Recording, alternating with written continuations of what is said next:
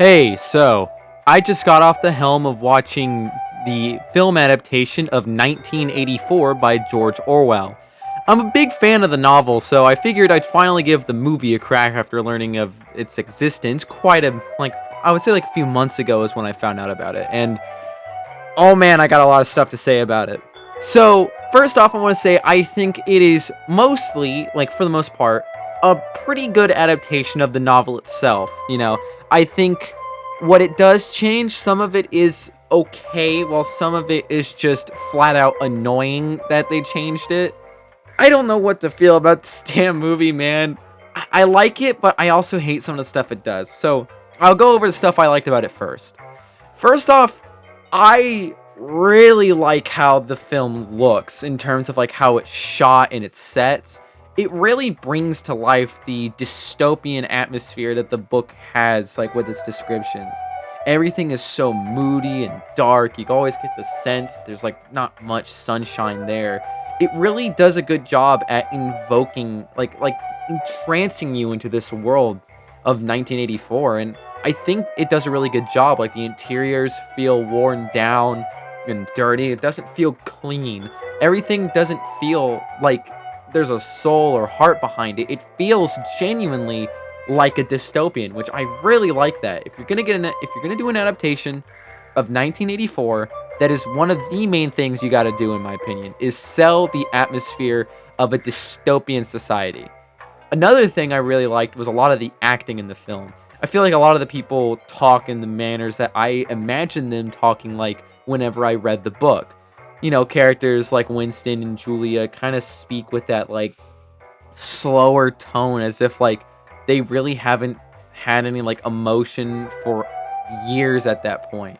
Everyone talks in a very flat manner, and I really think that was a very good move for the film. It would be very odd if everyone had like a lot of emotion behind their voice, because it's a dystopian society where not many people have individual thought. It's supposed to sound like everyone is the same, and I think that was a great choice. I also do like near the end with Winston and O'Brien during like the interrogation and stuff, like during like his conversion into liking Big Brother. That was extremely well done. I very much enjoyed that. I think the acting during that part was stellar, especially with like the rat mask scene. For the most part, I do like it. I I was very surprised to see that Eurythmic was a part of the soundtrack. I'll say that. For the most part, the soundtrack is pretty good, and I did not think that the people who made Sweet Dreams would be the people to do the soundtrack for 1984, but lo and behold, they did it, which honestly, I feel like their music did really add to it. I feel like if you're going to get an existing artist at that time to do a soundtrack for your film, then I feel like not Eurasia, that's a place in the movie, and in the book. But if you're going to get a artist to do a soundtrack for 1984, then I feel like Eurythmic was definitely the choice, because I feel like their sort of odd style very much helps sell the dystopian atmosphere of the film. I really enjoyed the score. I think it was fantastic. No complaints there.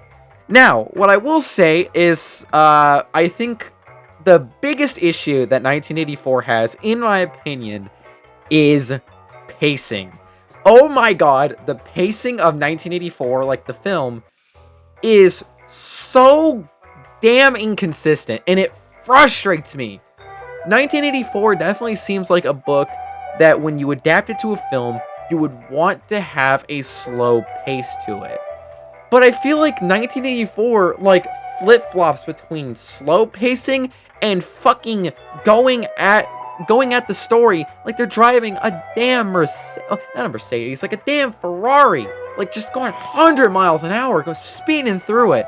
And it got frustrating because I remember I was watching the movie, and it got to the point where like Winston and Julia were already kind of living. They were meeting at that room in that old shop owned by the old man.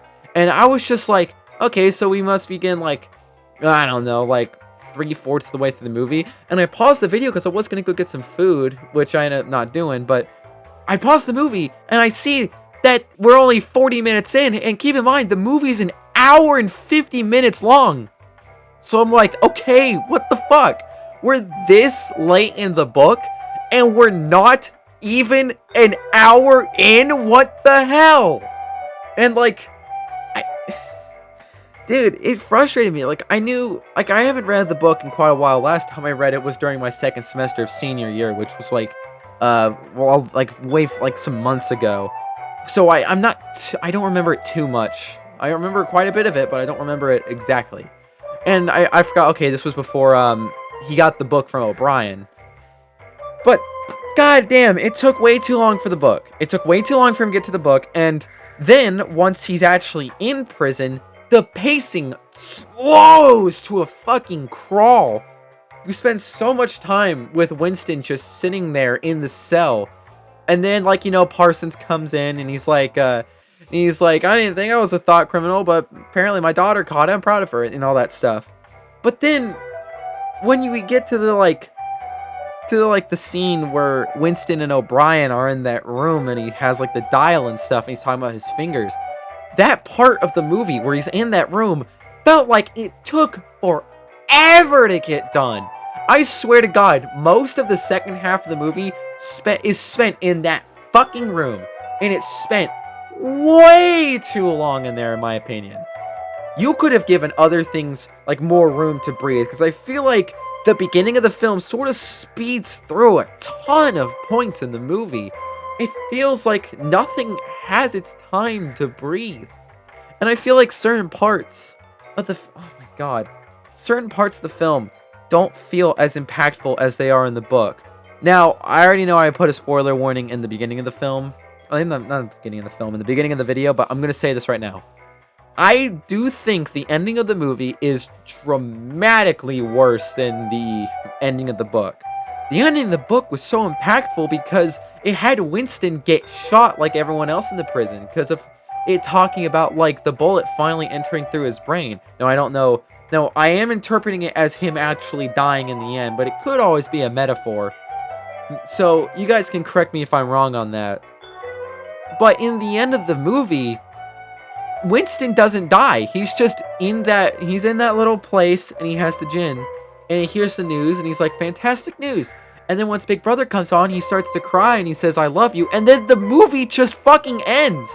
If the original book was him dying, I would have much preferred that as an ending, because it feels so impactful that someone with that free thought in such a calculated and like controlled world from the party, I really think him dying as a way of the party signifying that, like, the final bit of, like, humanity and life that is still there, just dying right there, getting shot, that was impactful as hell when I wrote it.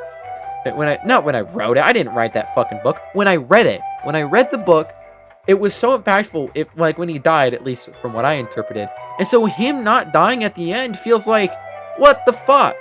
Like, obviously he's converted at the end, but there could always be that chance. Is the party fucking dumb? Which they totally are, obviously. It's so bizarre. I really wish the ending was like that. If the ending was the same as the book, which it totally could be if I'm interpreting it wrong, I'm always one to be corrected. But, damn it, if I'm right, then why did they change it? I don't want to sound like a whiny baby, because at the end of the day, that ending is still pretty impactful, just not as impactful as the original book, if I'm making any sense. But I don't know, that was my gripe with the ending. That's like one of the few changes throughout the movie that I can at least remember being pretty drastically different. Damn, it was such a weird change in my opinion. But hey, at least the movie was good. I'll say that. I think I'm feeling a pretty solid, like, 7 out of 10. That seems to be, like, the general consensus, and I was going in thinking, like, oh, it might be better than what they thought, or it might be worse.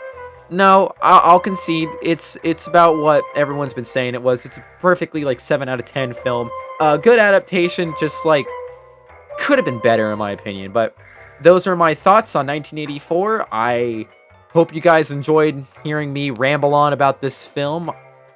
So if you enjoyed that, make sure to like, comment, and subscribe. I really am interested in doing more of these things. I Hope you guys have been enjoying, and I'll see you guys in the next video. Bye!